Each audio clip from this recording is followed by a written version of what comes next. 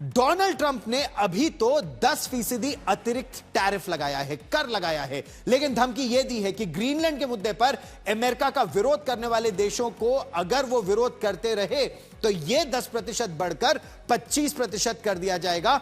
लेकिन यूरोप ने अब तक बहुत सहा, अब यूरोप ने भी पलटवार, और यूरोप के कुछ ऐसे देश हैं जो पलटवार की बात कर रहे हैं। पलटवार कर एकजुट होकर कैसे? फ्रांस के राष्ट्रपति इमैनुअल मैक्रोन ने कहा है कि अब समय आ गया है कि यूरोप भी अपना टैरिफ बजूका उसका इस्तेमाल करे। क्या मतलब है इसका टैरिफ बजूका का? देखिए ये रिपोर्ट।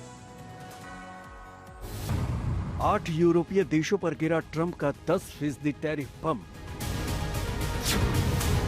ग्रीनलैंड पर समझौता नहीं तो 25% टैरिफ की भी दी धमकी।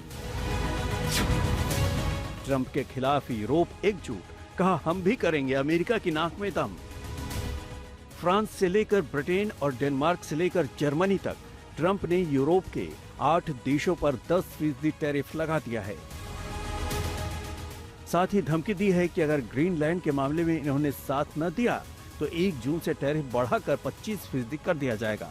ये वो देश हैं जिन्होंने Arctic Andrews NATO military exercise में गिने चुने ही सही अपने सैनिकों को ग्रीनलैंड भेजा है। ट्रंप के इस कदम के खिलाफ यूरोप के ज्यादातर देश एक साथ आ गए हैं और सैन्य के साथ साथ आर्थिक पलटवार करने की तैयारी में भी जुट गए हैं। फिलहाल यूरोपियन यूनियन अमेरिका के साथ हुए ट्रेड एग्रीमेंट की मंजूरी रोकने की तैयारी में है। ये एक ऐसा समझौता है जिसके तहत कई अमेरिकी उत्पादों पर 0% टैरिफ की रजामंदी शामिल है, लेकिन अब यूरोप इस समझौते को रोकने पर सहमति बना रहा है ताकि अमेरिका को उसी की भाषा में जवाब दिया जा सके। इस मुद्दे पर पोलैंड के विदेश मंत्री का भी एक अहम बयान सामने आया है। दिलचस्प बात यह है कि पोलैंड उन गिने चुने देशों में है जिन्होंने ग्रीनलैंड में सैनिक न भेजने का फैसला किया था। पोलैंड के अलावा इनमें इटली और तुर्की भी शामिल थे। वैसे भी पोलैंड की टेंशन रूस के साथ लगने वाली उसकी सीमा है और वो पूरा ध्यान वहीं लगाना चाहता है। वैसे भी नेटो ने ग्रीनलैंड में सैनिक भेजने को लेकर कोई ऐलान नहीं किया है। यही वजह है कि हर देश अपनी नीतियों, अपनी आशंकाओं और अपनी प्राथमिकताओं के हिसाब से फैसला ले रहा है। लेकिन फ्रांस और डेनमार्क जैसे देश इस मामले में ट्रंप के खिलाफ तल्ख तेवर अपनाए हुए हैं।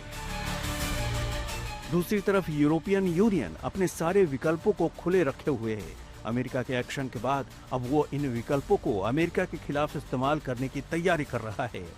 जल्द ही वो अमेरिकी प्रोडक्ट पर जवाबी टैरिफ लगा सकता है। इतना ही नहीं, अमेरिकी कंपनियों की यूरोप के बाजार में एंट्री सीमित कर सकता है और सरकारी ठेकों में अमेरिकी कंपनियों को हिस्सा लेने से रोक सकता है।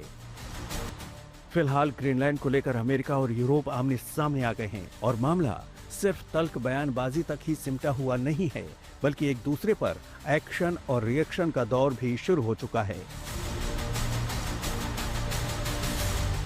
आज तक ब्यूरो।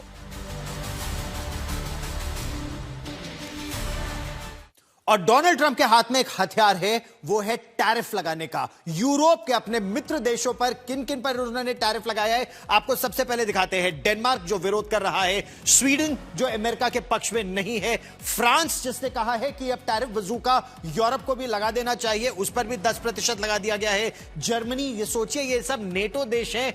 नीदरलैंड्स ये नेटो सदस्य देश है, अमेरिका के मित्र है, और इन पर लगा दिया गया है 10% अतिरिक्त कर। उसमें फिनलैंड और ग्रेट ब्रिटेन या इंग्लैंड भी शामिल है, 8 देश। लेकिन इन सब के बीच एक और बड़ा प्रश्न आता है कि आखिर अमेरिका को ग्रीनलैंड साम दाम दंड भेद क्यों चाहिए? सैन्य जरूरत है या कोई और व्यापारिक या सामरिक खजाना भी इसके पीछे छिपा है? यह भी हम आपको बता देते हैं। ग्रीनलैंड पर कब्जा करके चीन और रूस पर अमेरिका आर्कटिक ओशन के क्षेत्र में नजर रखना चाहता है, पहली बड़ी बात। दूसरा, यूरोप और रूस के बीच सैन्य निगरानी के लिए यह बहुत महत्वपूर्ण ठिकाना है, लेकिन अमेरिका पहले ही वहां मौजूद है। वो इसे अपने कब्जे में कर लेना चाहता है ताकि यूरोप से भी ज्यादा ताकतवर केवल अमेरिका हो।